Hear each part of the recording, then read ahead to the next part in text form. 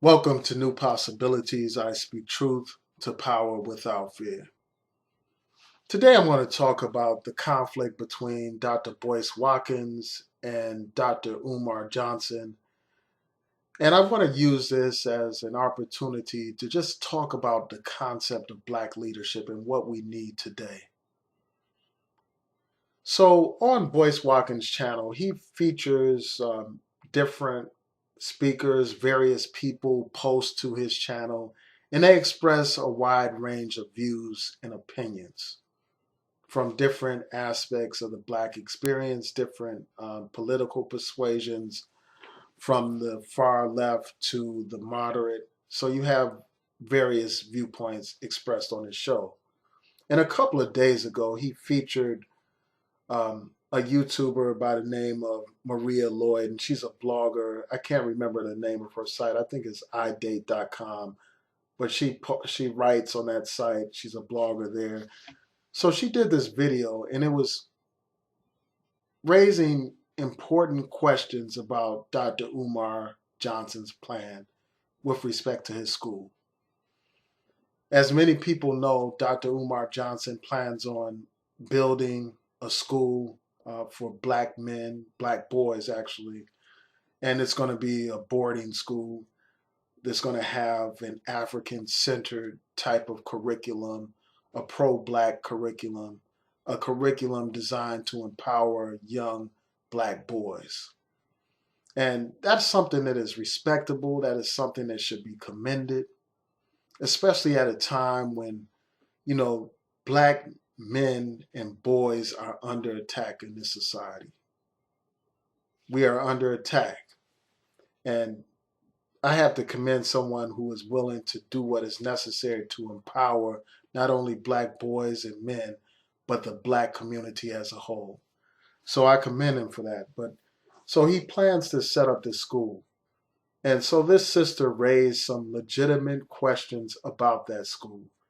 She talked about the absence of a business plan. She talked about how Dr. Umar Johnson has no track record of running a business.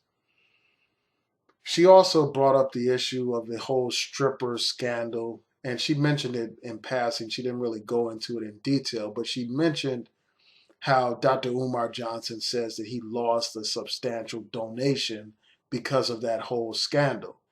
And she basically wanted to know, well, what happened with that money? How did you lose it? Um, she wanted more details, and I think that the people deserve those details.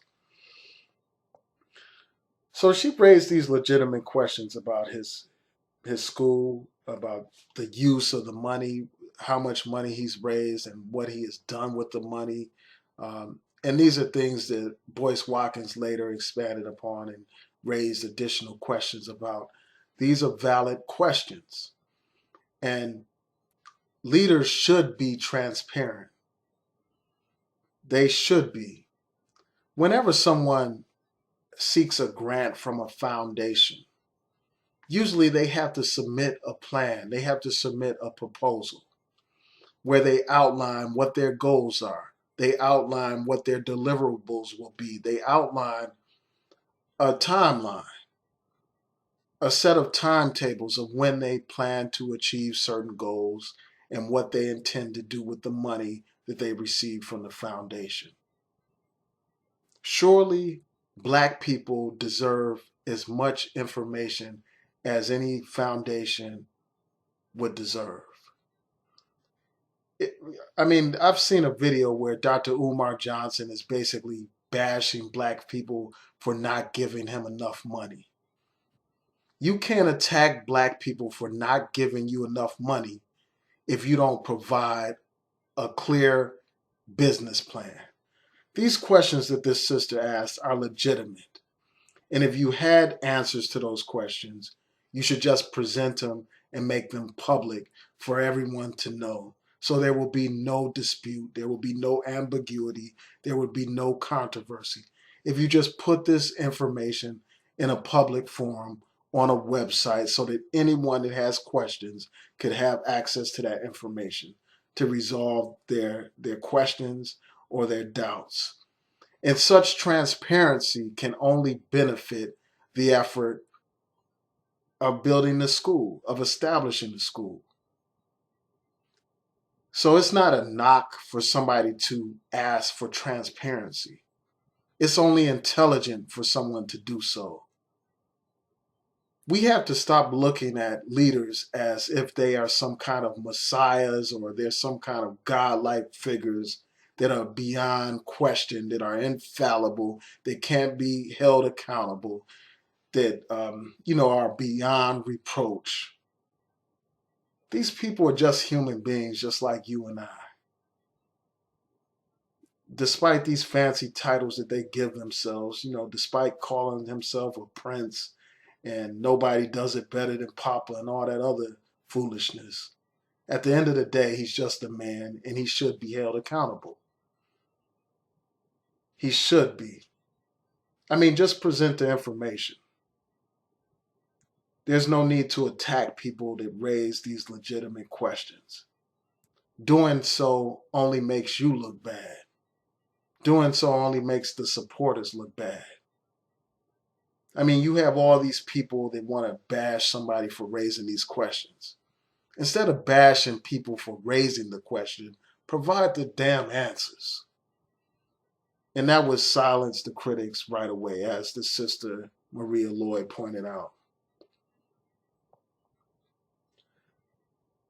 So because the sister did that video, Umar Johnson, instead of responding to the legitimate questions that the sister raised, the brother resorted to some childish type of behavior. I mean, this is somebody that's supposed to be a psychologist or somebody that has knowledge and all this stuff. Somebody that's supposed to be sophisticated. But yet he resorts to posting memes on social media, making fun of Dr. Boyce Watkins, basically saying that he's a hater, basically saying that he's jealous, and all that kind of stuff. And so one of the things that he said was legitimate in one of those memes about this whole question about whether or not Umar Johnson referred to a female critic as a cunt. And I'll talk about that a little bit later. But other than that, I mean, the memes were childish. I mean, as Dr. Boyce Watkins pointed out, he said that he met Umar Johnson on a couple of occasions, that he has his contact information, that he's tried to reach out to him. That is a more appropriate way to deal with the problem, to actually communicate directly to them. If you had a problem with those legitimate questions, why not just call Boyce Watkins up and talk to him about it man to man, instead of like posting some silly photographs on social media? I mean, we expect better from people who are supposed to be leaders. We expect better from someone who is actually trying to set up a school to teach our young men to be better men. We expect better than that. And frankly, I was disappointed to see that. I mean, I have great respect for both of you. I'm more familiar with Boyce Watkins than I am with Dr. Umar Johnson, because I'm subscribed to Boyce Watkins' channel. I'm familiar with his content. I watch his videos regularly, so I know more about him. I know about Dr. Umar Johnson. I've seen his videos, quite a few of them every now and then, and many times it's just bits and pieces of his videos. I support Pan-Africanism. I support Black power for Black people. I support Black people loving themselves and doing for themselves, controlling the politics and the economy of their community, controlling their schools. I support all of that. I support Black empowerment. So for that reason, I support both of these brothers, because in different ways they support that. But those are legitimate questions that sister raised. Those are legitimate questions that Boyce Watkins raised as well. So those questions need to be answered. They really do, because when you fail to answer those questions, it undermines your credibility and it undermines your effort to create the school. Because if people are filled with doubts about your intentions, then they are going to be less likely to donate. When you don't have a business plan, when you don't have transparency, letting people know exactly how you are spending the money, then people are going to be less inclined to donate. People are going to be less inclined to donate when they don't trust you. When you say, for instance, on television that you are celibate, but yet you're running around with a prostitute. And when that whole scandal came out, I said nothing about it because I saw that more as a personal matter. But it does say a lot about somebody's credibility when they say one thing publicly, but they're living a completely different way privately. When they talk about the psychological problems that women and men face, but yet they're feeding into a pathology by treating a sister with disrespect. And you could say she's definitely disrespectful as well. I mean, she's obviously a damaged person given her lifestyle and given the fact that she would put out all this private information publicly out. That tells you about a certain level of pathology that she was suffering from. But we expect better from somebody that's a psychologist, somebody that's supposed to be about improving the state of the black mind. We expect much better from that, from you. We expect better from leaders.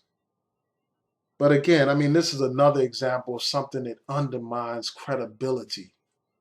It undermines credibility when you call yourself a doctor, but nobody knows where you graduated from.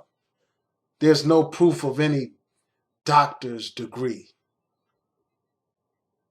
That raises questions about credibility. And there's nothing wrong with people asking you about this stuff. There's nothing wrong with that at all. If someone were to ask me, well, what law school did you go to? If they question my credentials, I can tell them where I went to law school. I can tell them when I graduated. I can show them my degree. And they can go to the law school and verify that I have the credentials that I say that I have. They can go to the state bar associations and verify the different licenses that I have. When you have nothing to hide, as Boyce Watkins pointed out in his video, you don't become defensive. You just present the information and shut up the critics, just like that. So all these things just undermine the brother's credibility and, his immature reaction to those legitimate questions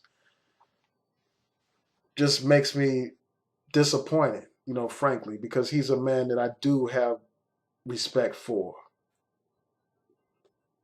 Now, I want to say this, I don't think that it's right for him to obviously be upset because someone raised legitimate questions, but I understand why he would be upset at Boyce Watkins.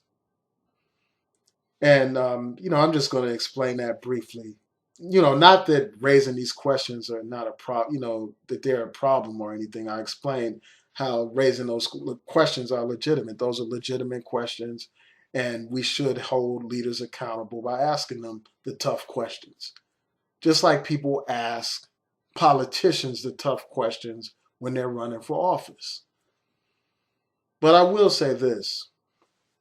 If you have a platform and you have all these different people on your platform making all kinds of different statements on that platform, especially statements that are negative directed towards people that you claim to support, then you have to expect there to be some kind of reaction. And this is for Dr. Boyce Watkins. If you have all these people on your platform criticizing people that you claim to support, you can't be shocked and amazed that some of those people will react negatively towards you. You just can't.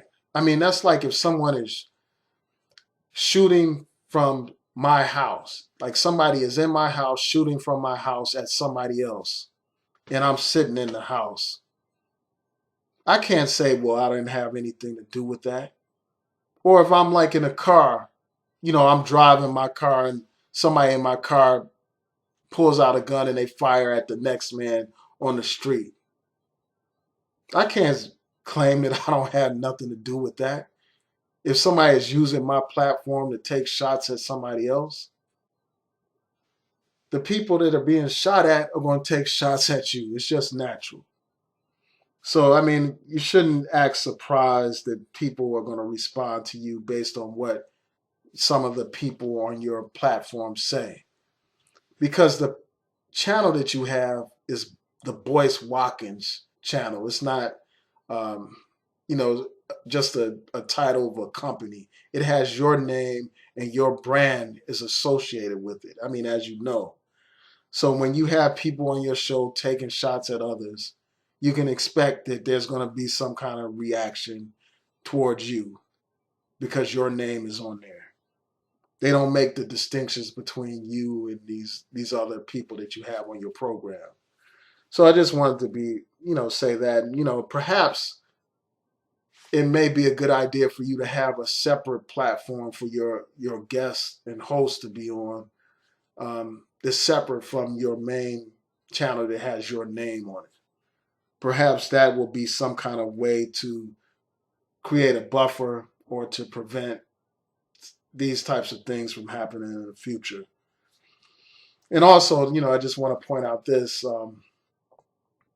We have to be careful with running away with rumors. Just taking a rumor and just running with it without verification.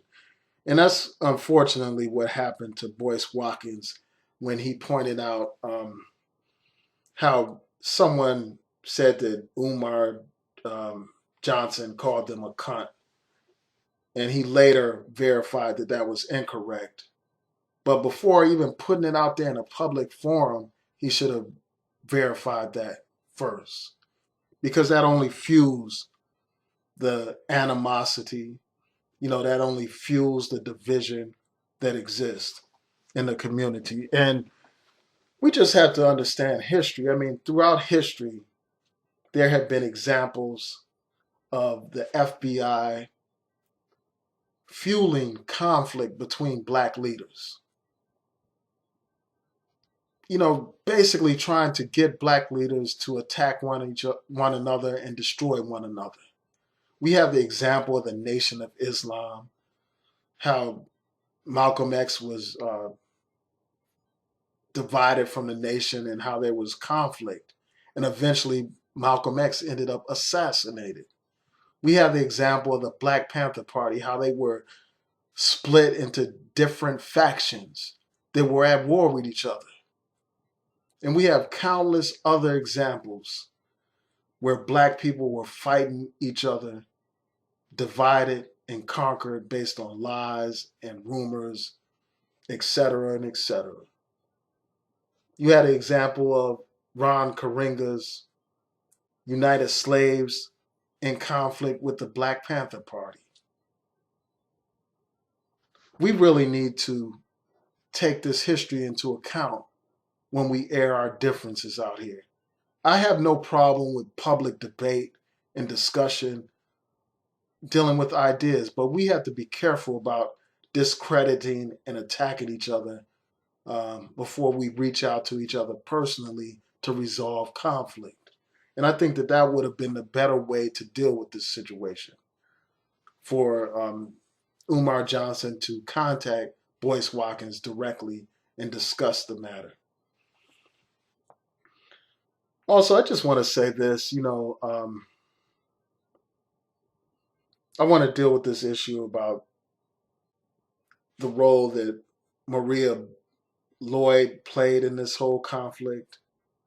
I mean, the fact of the matter is, these two men would not be at each other or in conflict with each other if it wasn't for her comments. And I understand, like I said before, she raised legitimate questions.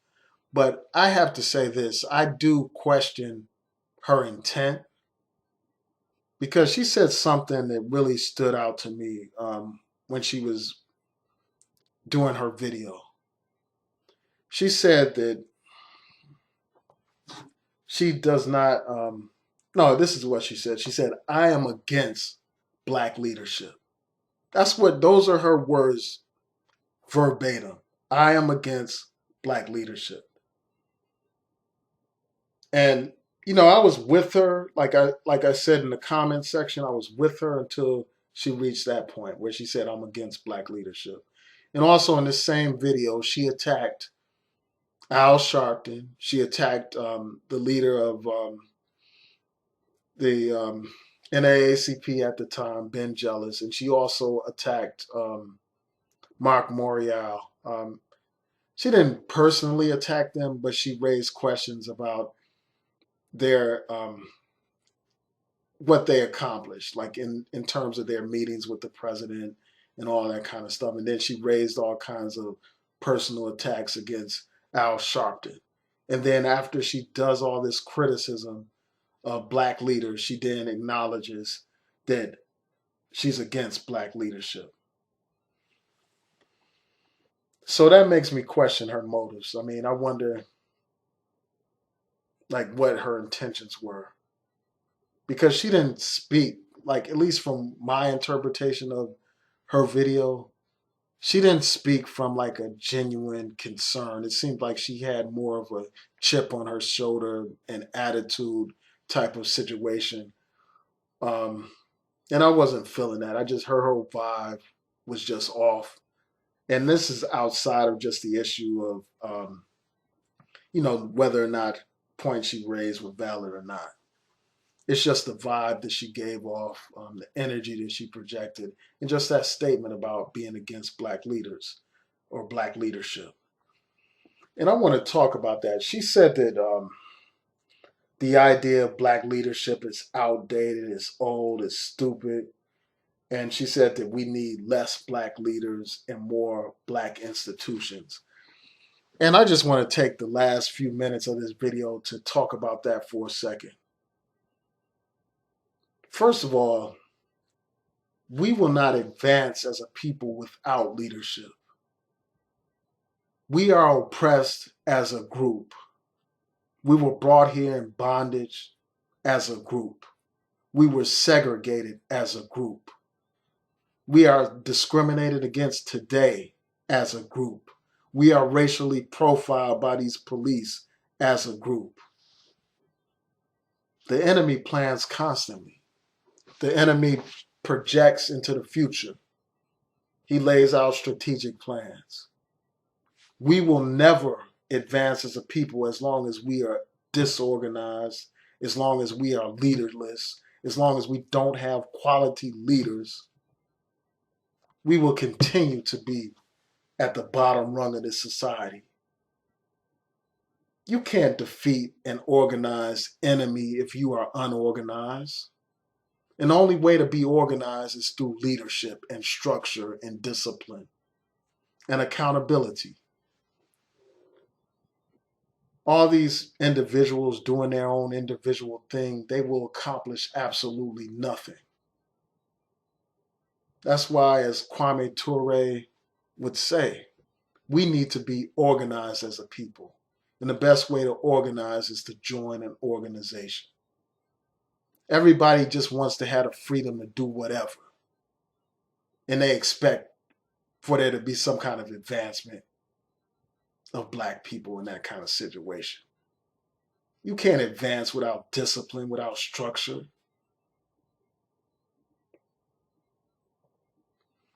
You just can't. So, that's my whole point about that. I don't think the idea of black leadership is outdated.